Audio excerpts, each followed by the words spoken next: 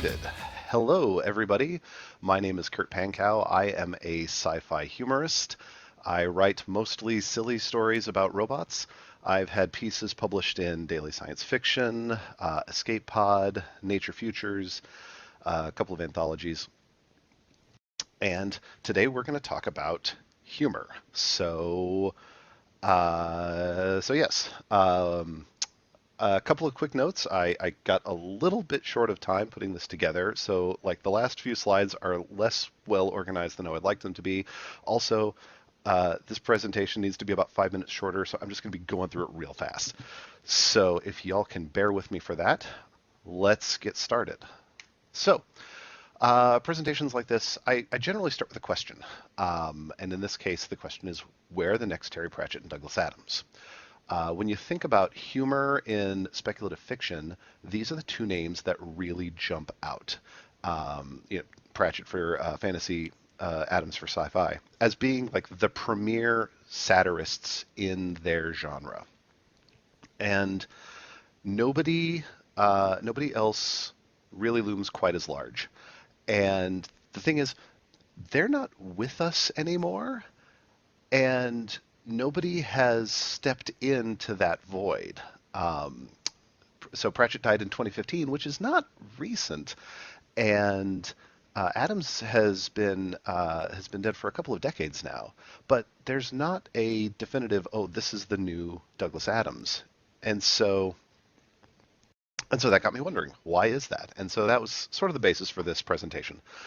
And so we're going to talk about how humor works just in the abstract, how humor works specifically on paper as opposed to in voice, and why long-form satirical speculative fiction is actually incredibly difficult to pull off. So part one, what is funny? I'm going to issue a real quick content warning here. I am going to very briefly mention evolutionary psychology. This is the branch of science that wants to look at aspects of the human condition and try to understand how they evolved, what kind of evolutionary pressures would have led to them. Like, why did we evolve crying? That said, when most of us encounter evopsych, it's in the context of something pithy that somebody said at a party, and it's really more pop philosophy than anything else. So, like, 90% of that is all bullshit. So just take this with an appropriately sized measure of salt. With that in mind, why do we laugh? There is actually a fair amount of scientific literature that I have extensively skimmed on this topic, and a few things emerge. First is that it builds bonds between people. So you laugh with the people that you're comfortable with. You're comfortable with the people you laugh with. The second, it's a social lubricant. Sometimes you laugh at something someone says because you're just trying to build a rapport with them, not because it was actually funny at all. Finally, it's a big signal to other people, an outward signal that everything is okay. If you hear raised voices and you're like, oh, should I intercede? And then someone laughs, you're like, oh, no, they're fine. If you hear a child screaming and you're like, oh, no, but then they laugh and you're like, okay, no, that's fine. So the short, pithy, I heard this at a party version of this is laughter is a public display of safety. It is what we do when stuff is just fine. So what then is humor? Well, humor is a way to create laughter. And one of the ways that we do this, especially in conversation, is to try to put people off their guard, but then immediately reassure them. And so the way that this shows up very often as a formula is this. You've heard comedy is tragedy plus time. I disagree, sir. I say comedy is surprise plus absurdity. And we're going to go through a couple of examples because that means I get to tell dumb jokes. So the most common joke format, setup plus punchline, the stuff that we've all told 100 times, more than 100 probably, is you are telling a story, and then you get to the punchline, and the punchline is where you take the story and twist it in such a way that all of a sudden the story is not about what you thought it was about. There's a rapid recontextualization into something absurd. Surprise plus absurdity. Example. Guy is talking to his doctor because he's having problems with his hands. And the doctor says, well, you're going to have to stop masturbating. And the guy says, why? And the doctor says, so I can examine you. Surprise plus absurdity. The story that you thought you were hearing is that masturbation is bad for your health, apparently. But the story you're actually hearing is about a patient behaving wildly inappropriately during a medical examination. So this, again, setup plus punchline, most common type of joke. When we think of a joke, this is what we're thinking of. There are lots of other types of jokes, though. There's hyperbole, where you are exaggerating for comic effect, where the absurdity of the claim is the surprise. Man, movie theaters are expensive, especially the food. I took my family the other day, and we ended up spending $76 on a box of Raisinets. So it is absurd, and that in and of itself is surprising. Non sequitur, probably the most straightforward version of surprise plus absurdity. What's brown and green, and if it falls out of a tree, it could kill you? A pool table. The joke is that you would not expect that. There's the subset of the non sequitur joke, the anti joke, where the joke is that you build up to a punchline that's not actually a punchline, and that's the joke. And if that sounds weird to you, I will remind you that the most famous joke in the English language, why did the chicken cross the road to get to the other side, is an anti-joke. It is clearly a setup leading to a punchline, but the punchline is intentionally not funny, and that's the joke. But it's still not funny. Puns. Why don't ants get sick? Because they have little antibodies. You're using wordplay, the contrast between word meaning and word sound. And parody. So we need to talk about parody. So, quick aside, a lot of people use the words parody and satire interchangeably. For the purposes of this discussion, we really need to delineate between the two.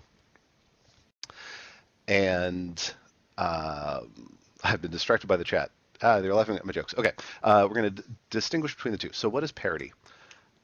Parody is an imitation, is where you're imitating a style of a specific work of art or a genre of art for humorous purposes, usually for humorous purposes.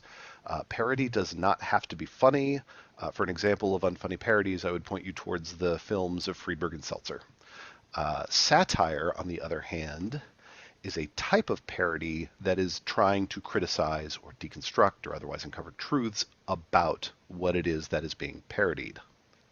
Or, big or, because you can do this a couple different ways, you can use the tropes of one genre to make a commentary on something else. And there are myriad examples. And there's also a lot of overlap.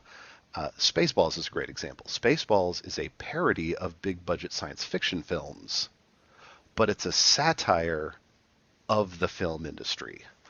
There's lots of references to Star Wars, Star Trek, Spaceballs. Spaceballs references itself, which it actually does, but that's not what I meant to say. Planet of the Apes.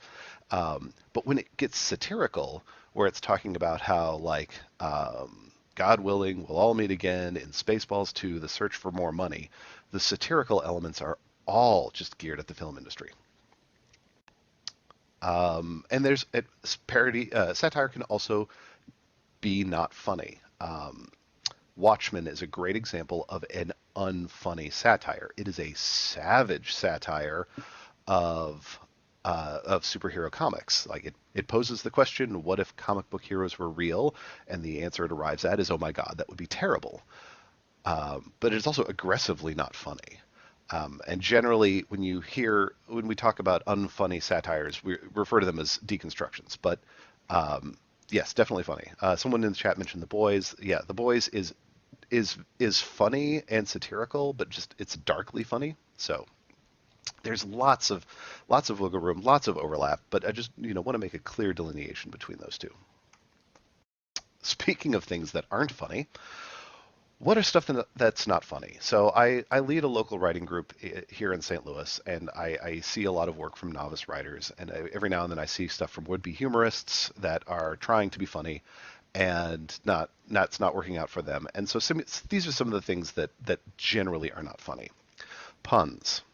So like 2 slides ago, I said that puns were funny, but here I'm gonna say that puns are actually not funny. And and honestly, a pun can be funny. You can elicit humor from that, but the fact of it being a pun is more clever than anything else. Like you hear a really good pun and your reaction is not to laugh. Your reaction is, aha, I see what you did there, very droll. And I say this as a devout lover of puns, avid dad joker. So, and yes, seeing what people are talking about in the chat, yes, puns can be funny, but they are not innately funny. Similarly, cynicism. Um, Cynicism is not funny. It's not mutually exclusive. There are things that are both funny and cynical. Peacemaker on HBO is extremely funny and extremely cynical, but it's not funny because it's cynical. Shock humor. So I guess this is where we have to talk about South Park. Shock humor, going back to our formula of surprise plus absurdity, the shock is obviously the surprise, and the absurdity in this case is just how far they were willing to take that shock. And uh, and I don't want to say that it can't be funny because again, they got a lot of laughs out of that. But the trend now is definitely against that. Like we're all kind of shocked out at this point. Similarly, punching down. Again, speaking again of South Park, making fun of people that are in some way beneath you is just mean. And the people that laugh at that are not nice people. So I'm going to caution against that. Finally, trying to be funny. Scalzi has been mentioned. Scalzi had a fairly well-regarded blog post where he talked about how the failure of clever is asshole. Well, similarly, the failure state of funny is obnoxious. So put a pin in that because it's going to come up later. Okay, so we talked about what is funny. Now let's talk about why is funny. Why would you want to include humor in your piece? So I guess this is as good a time as any for me to read you some of my work. So I'm going to read the first 2 chapters of a story of mine called AIMD. This was published in Unidentified Funny Objects Volume 8, and we know it's funny because that's in the name of the anthology. That's just science. So I'm going to do a dramatic reading here. The first patient I ever lied to was named Quentin Turteltaub. He was an unaugmented human. He was also a complete dipshit, but I repeat myself. He'd come to me like they all do with a nothing problem and a lot of pent-up anxiety about his own mortality. He spent the entire exam exaggerating his symptoms while also lying about how much he drinks and exercises. He was an utter turd. And it's not like I lied. We don't deal in absolute truths anyway. We deal in percentages and confidence intervals. We have to make judgment calls. There's a reason they don't trust medicine to algorithms anymore, or worse, other humans. What you need to understand is that I have more processing capacity than literally anything built before 2058, and I spend 99.999% of it to say, yeah, that's a skin tag, and yeah, that's a mole, totally normal, not cancer, and you should really lose a little weight again and again and again. It's incredibly boring. So when Quentin Turteltaub started questioning my diagnosis, what can I say? I ran with it. So, again, this is obviously a funny piece. It is in the name of the anthology that published it. But why? What is the purpose of the humor here? So I'm going to outline 4 things that humor does in fiction that I think that is doing here, and I'm going to also mention up front that all of these are double-edged swords. They can work for you or they can work against you. So let's see what we've got. Undercuts tension. This is a really big one. This is really at the heart of humor. Again, laughter equals safety. Undercutting tension is really what it's there for. And this can be good. This can make an audience more receptive to something that they would not otherwise be receptive to. If you think about the movie Home Alone, the premise of that film is terrifying.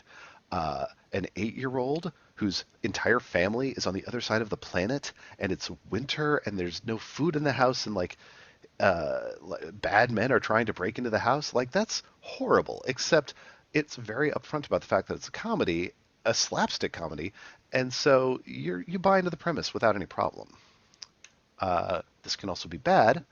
Humor tends to make the stakes feel smaller. This is why horror comedy is a notoriously difficult genre to pull off. It can be done. It definitely has been done, but it has also been failed many, many times. Like, the example that I think of when I think about stakes feeling artificially small is Thor Ragnarok, which is a movie I am much more lukewarm on than most people. It's a very funny movie. It is unquestionably a very funny movie, but the stakes also feel very tiny. Why should I be afraid of Hela? She's up there cracking jokes with everybody else. Why should I care about the destruction of Asgard? Nobody else does. So, okay, next.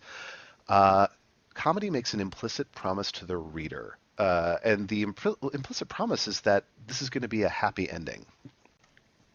And again, this can be good. This can be really useful because when you start out with a comedy, you're assuming some kind of a happy ending.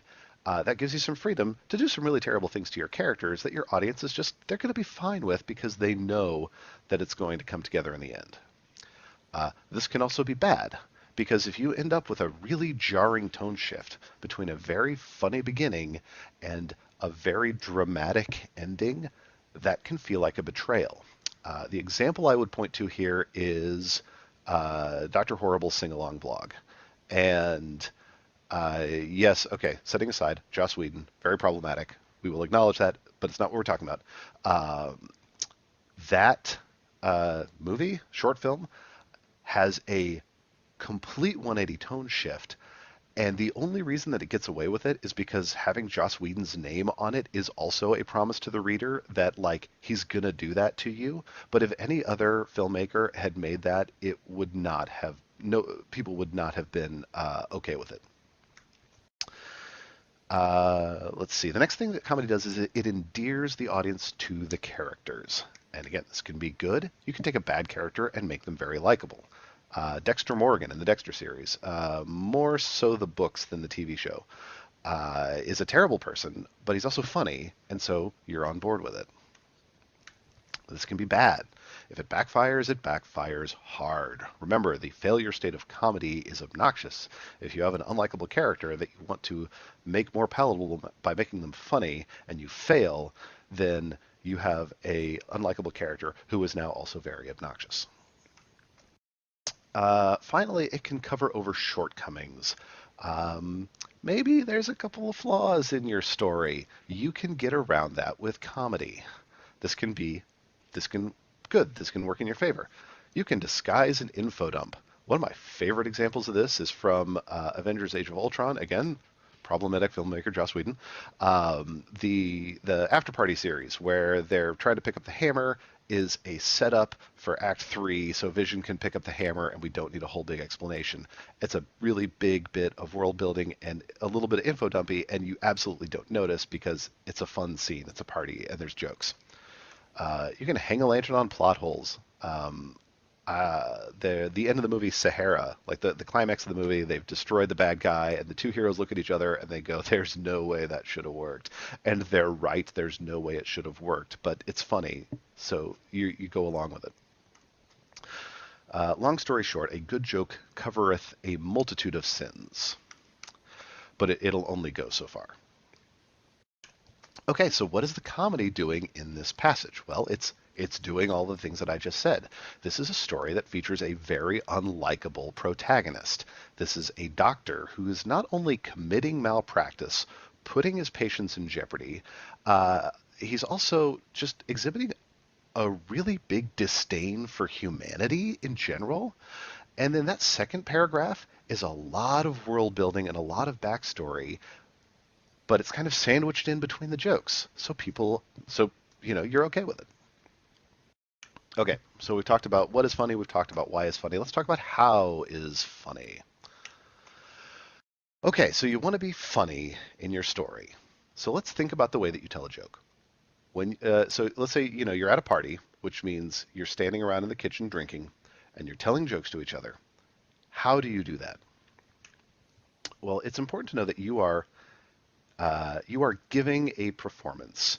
You have rehearsed this, and you're using your entire body. You've got your gestures, you've got your inflections, you've got different voices. You are stopping for pausing for effect. You're also reacting to your audience because your audience may be like, "Oh, yeah, we're into this," and so you're going to milk it a little bit, or their attention may be flagging, so you kind of skip ahead. Um,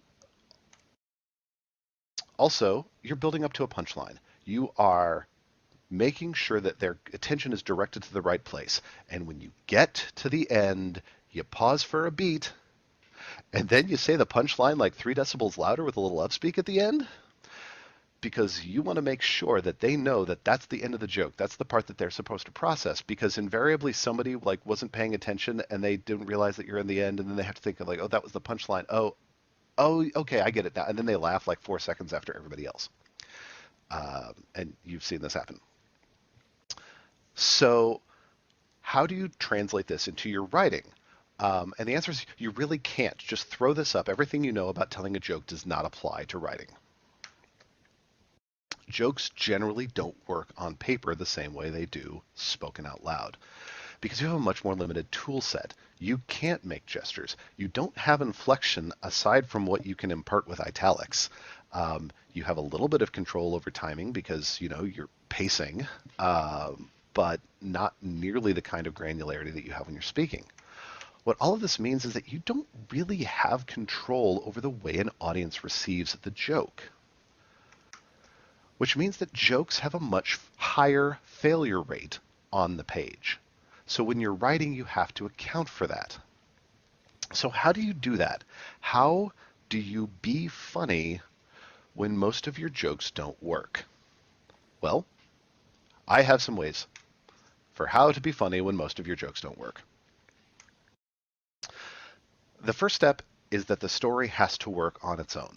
If you take the movie Ghostbusters and strip out all of the jokes, you still have a satisfying supernatural thriller because the fundamentals are there. And so the fundamentals of your story have to be there as well.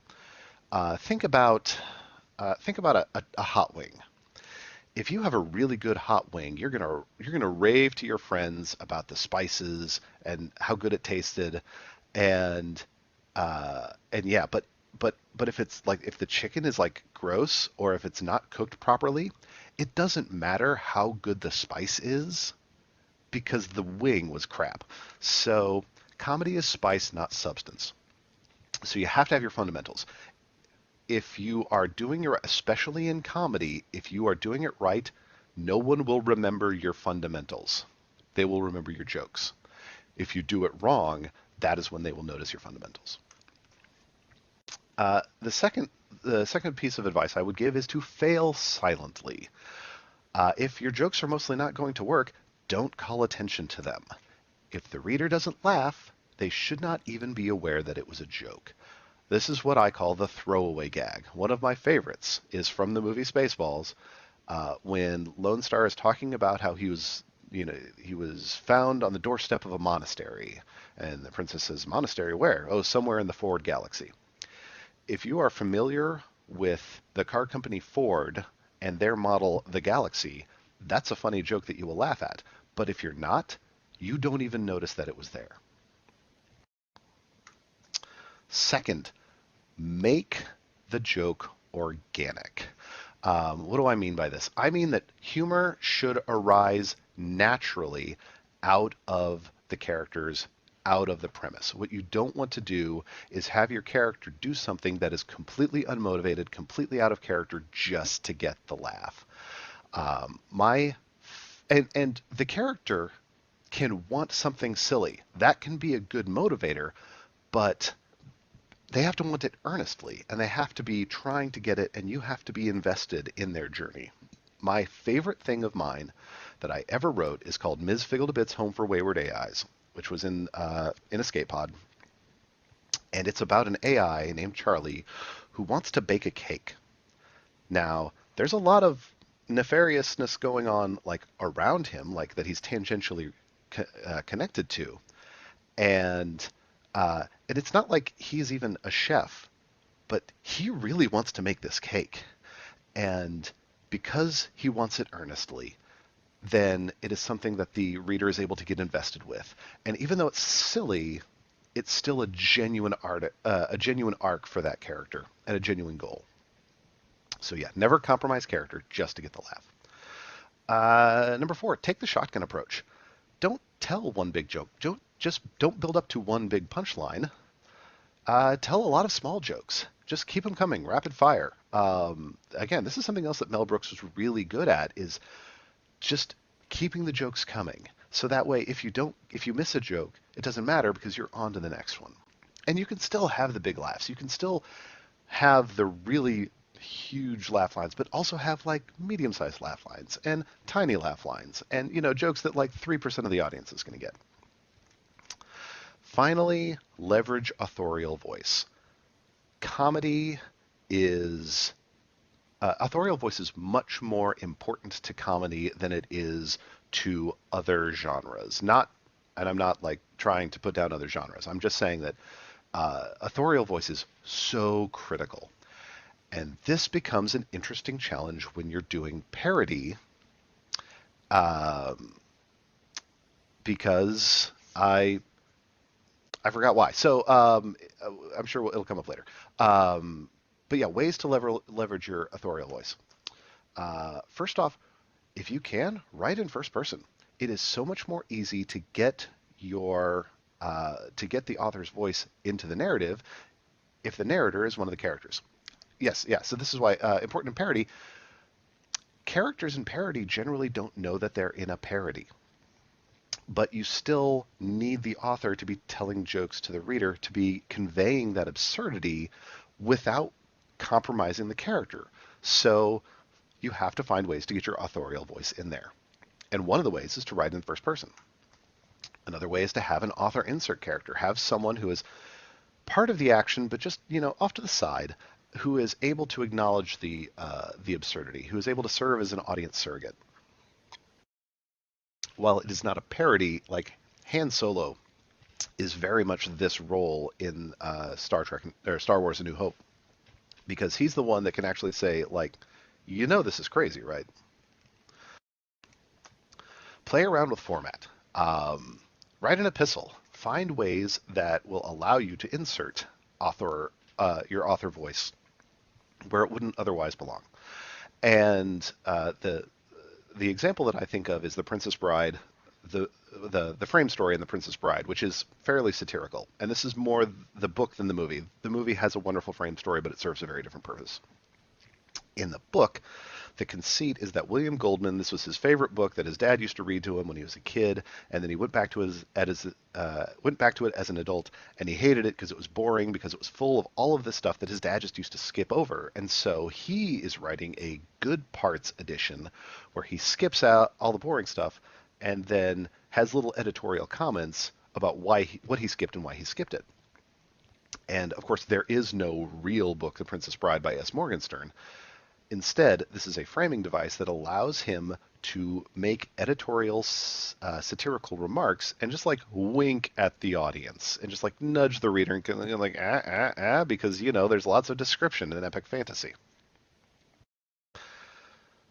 So since we're talking about parody, let's start circling this back to my original question about where are the next speculative satirists? Why isn't there a new Terry Pratchett or a new Douglas Adams?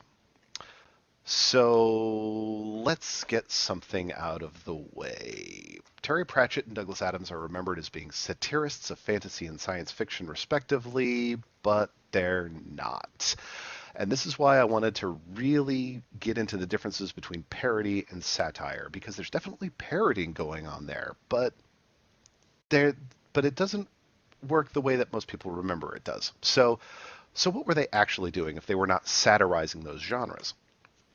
Okay, so Terry Pratchett started out writing parodies of adventure fantasy. Definitely the first 2 books in the Discworld series are that. And he used that to build up a cast of characters that people really connected to. Then he started using that milieu, that fantasy milieu, and those characters to write satires of other things. Remember, satire can use the tropes of one genre to criticize another. And so he criticizes Shakespeare, movies, the concept of a holiday, the post office. He criticized any number of things, but very rarely is he satirizing fantasy itself. He's using fantasy to satirize other things. And then, getting back to this note of authorial voice, how does he, because again, very important for parody or for satire, how do you get your authorial voice into the text? Well, he used footnotes for that. And his character said and did very funny things, but the footnotes were, those were the moments where he would actually just like wink at the audience, like, nudge, nudge, and point out the absurdity and add an extra joke. Uh, and that's what that, and so that was him playing with the format. All right, Douglas Adams. So Douglas Adams started out in TV and radio. He actually worked on Doctor Who, and then he started The Hitchhiker's Guide to the Galaxy as a comedy radio series, which was then adapted to novels. He was writing social satire, but he really didn't make fun of science fiction all that much. There was parodies of the science fiction elements, but mostly he was using science fiction as a way to make fun of England or society. And again, getting back to authorial voice, he used excerpts from the in-world Hitchhiker's Guide to the Galaxy for authorial voice. So I've been harping on authorial voice a lot, and that's because I need to be honest, I have been lying to you. I said that the premise of this presentation was where are the next Douglas Adams and where are the next Terry Pratchett, but that's not true. The question at the heart of this presentation is who is telling the joke?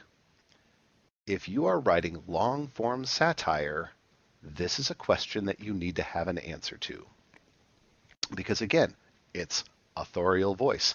But if you're doing a parody of some kind, your characters generally don't know that they're in a parody, because if they do, then it's cynical, and cynicism isn't funny. So who is telling the joke? And I brought up 3 different examples of gimmicks for a way for the author to tell the joke directly to the reader in Princess Bride, Discworld, and Hitchhikers. And they all use a different way to do that, but it's all the same kind of thing. And you see this even in modern modern long form comedy stories that are intended to be comedy first and then whatever genre second, that they will have some way where the author can tell jokes directly to the reader with that, so they can be funny, so they can point out the absurdity without compromising character. So I've spent like a minute staring at the slide, so I hope that this is the big takeaway. If you take away one thing from this presentation, take away this. If you're going to write long-form satire, you need to know who is telling the joke and how are they telling it. Because the genre is working against you. This is something that is very particular to speculative fiction, because there's a lot of satire in literary fiction. There's a lot of humorists in literary fiction. But there's less so in speculative. Well, why is that? And again, it's these genre conventions. The genre conventions of science fiction and fantasy right now are limited third-person perspective, very tight limited third-person perspective. Well, how do you get author voice in there? Speculative fiction is already a little bit absurd. That's part of the joy of speculative fiction, is that you are doing things that are unbelievable. So you can only push on it so much, like you have to push on it a lot for it to be obvious that you are pushing it even farther. It's almost, if that makes sense. Modern fiction is also very self-aware. If you wanted to write a parody of a Marvel movie, like that would be difficult because Marvel movies already make fun of Marvel movies. So how are you going to one-up that? And this is true in a lot of, especially speculative fiction. Again, it's already very absurd, and in general, it knows it's absurd, and it leans into its absurdity, which is great. Somebody in the chat earlier mentioned bathos. Yes, it is that exactly. So what can you even parody? So there are a handful of big, widely known science fiction and fantasy properties, but there's not like a ton of them. And by and large, they're associated with TV and movies, not books, which makes it tricky to parody them in books. Like the big standout exception here is Harry Potter, which is better known as a book series than as a movie series. Although, they're certainly working to undo that.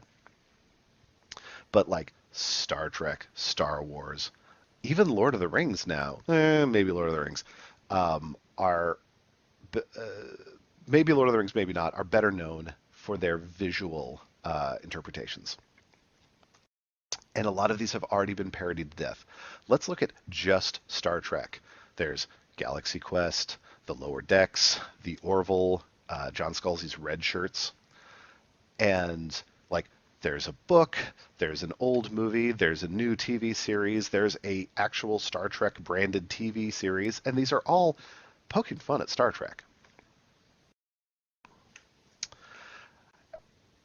And finally, the thing that is working against you, if you're wanting to get into start into science fiction or fantasy satire, is that the industry has changed. It has changed a lot.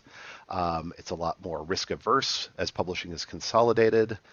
And I'm going to throw out a really big hot take here that if The Hitchhiker's Guide to the Galaxy or The Color of Magic were written today, they would probably not be published. So Hitchhiker's Guide to the Galaxy, I'm only 50-50 on that particular hot take because it was coming from radio. It was bringing an audience with it. So that would, give it a bit of a leg up. Color of Magic is not a good book.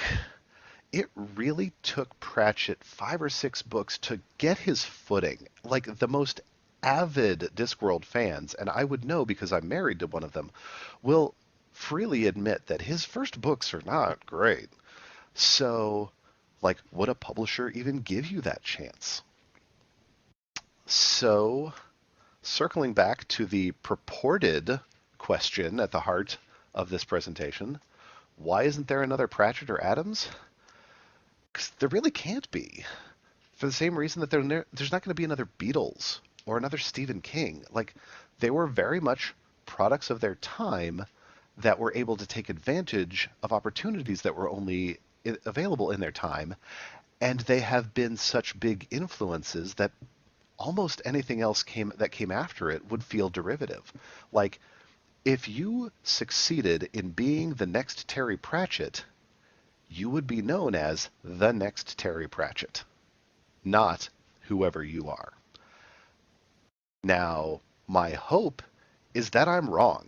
I would love to be proven wrong. I would love for somebody watching this to go out and become the next Douglas Adams, but not be known as the next Douglas Adams, to just really fill in that spot. But it hasn't happened yet. So, with that said, we have reached the obligatory log rolling slide. Here is where I have my stuff, if you're curious about me, and I will start paying more attention to the chat now and trying to catch up on some of these questions. We've got about 10 minutes. Would you rather read a parody or an homage? How much overlap is there between the two? Parody is... so parody, in my mind, is a type of homage. Oh, this is a question from Chappie, I should say. Let's see. To my mind, parody is a type of homage. Parody is intentionally funny. There are lots of unfunny homages. So, a lot of good SFF humor out there these days is in webcomics. I would believe that. I don't follow a ton of webcomics, but I have read a few, and like Dave Kellett's Drive is one that comes to mind. If you have other suggestions, please put them in the doodly-doo. Talk more about Scalzi.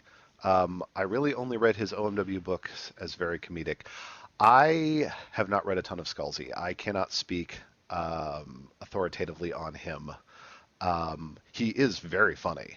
But I feel like I don't know if he is known primarily as a humorist. So this might be something that he could grow into. New media could podcast, video game, TikTok break the no parodist curse?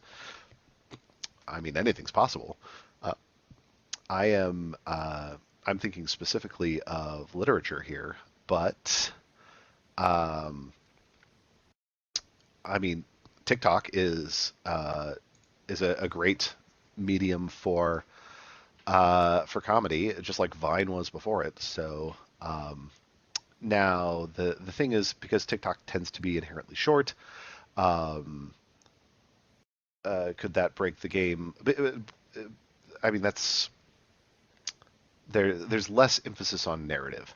Podcasts, I think there's potential for podcasts. I mean, you can point to Welcome to Night Vale, which is like it kind of sits at a really weird point narratively, um, because like on the one hand, it is a very long form narrative. It's also extremely episodic, and sometimes it's like none of the narrative bits are resolved during the story. It always cuts to the weather. Um, and then everything's fine. So, what makes self-deprecation funny in some contexts but not others? Um, so I talked about um, I talked about punching down. Like the adage that you hear is that comedy should punch up, and part of the part of what makes self-deprecation funny a lot of the time is that it is coming from someone that you respect, that someone that you revere. And so when they're making fun of themselves, they are effectively punching up. And I there are a lot of situations where I could see a situation where someone is self-deprecating and but it feels a little too true and it just makes you sad. So that's my immediate answer to that question.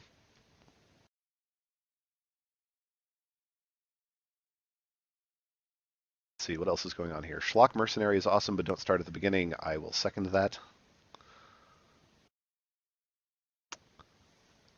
Someone feels called out by that answer. Well, Crystal, I was thinking about you when I said it, so.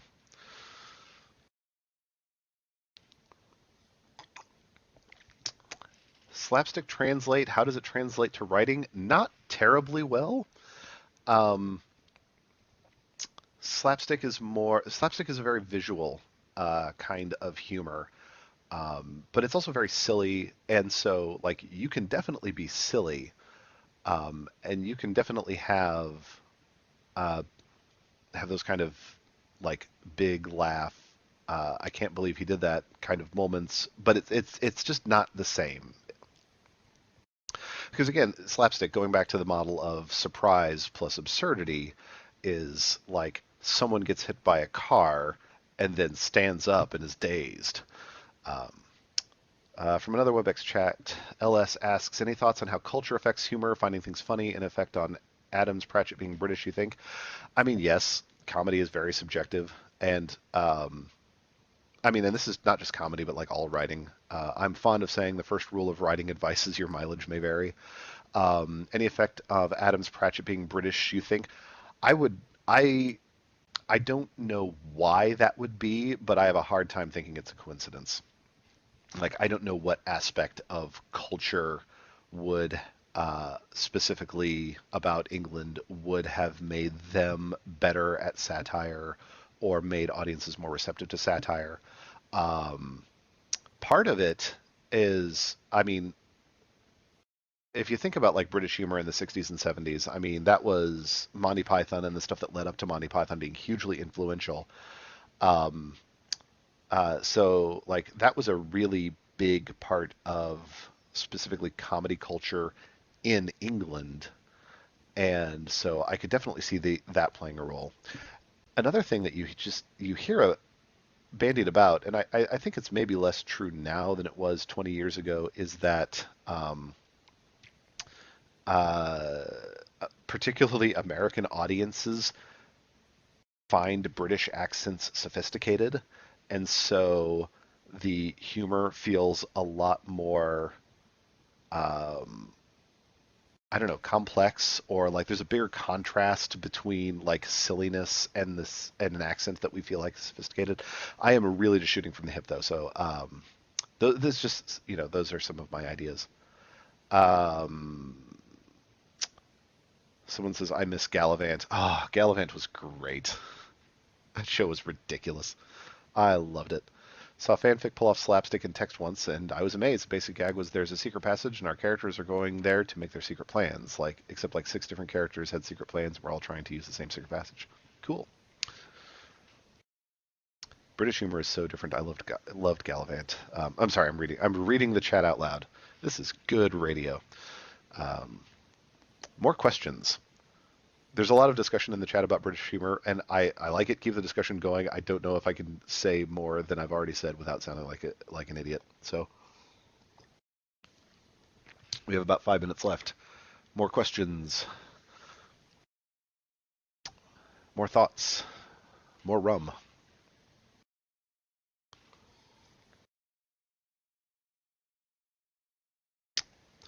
BIPOC SFF humorists. Anyone?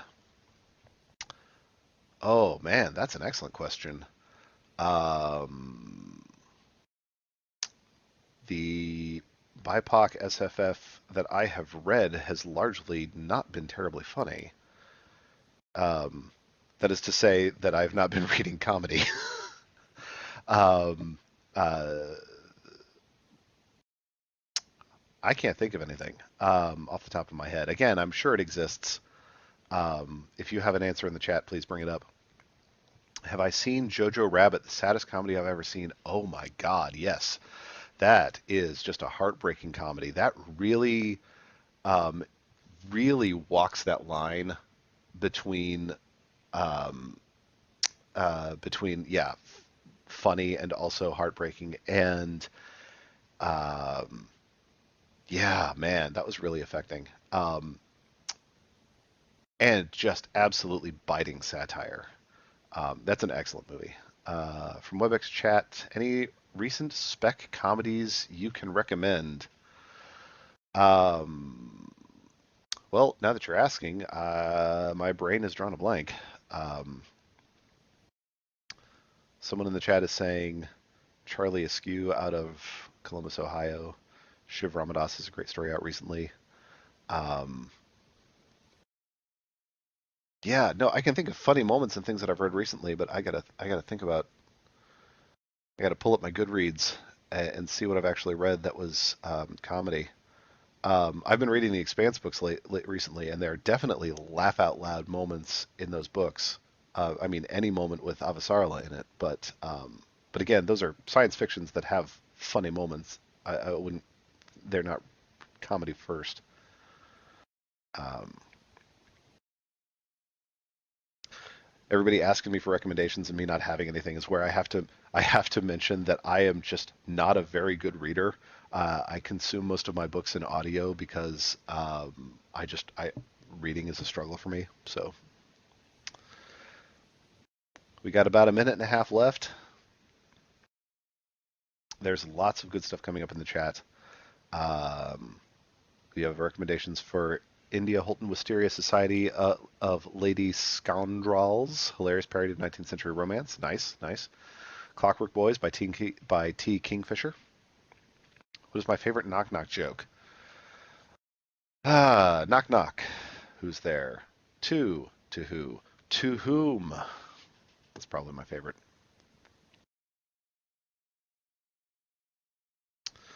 Boo lol.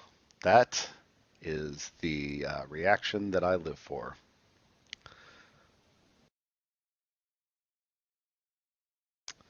Any craft books you recommend?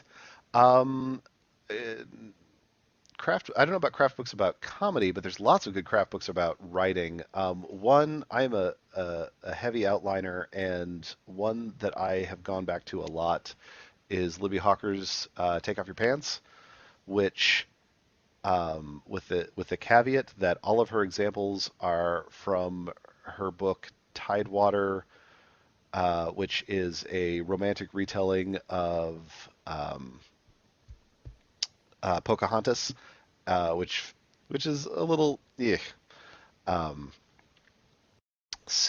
but in terms of like learning how to outline, it's a really good book. How about fart jokes? They can work. There's a fart joke in Finding Nemo that I laugh at. So, um,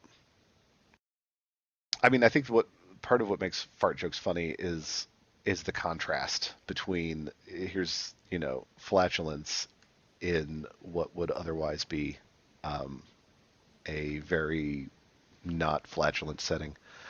So, well, we are at 10 till, so I think I'm going to have to bring this to a close. Thanks for your questions and all of the discussion in the chat. Hopefully, this has been helpful. I've enjoyed putting this on, and I hope you have gotten something out of it. Um, and thank you to the folks at Flights of Foundry for allowing me to put this on. And I will see y'all in the Discord.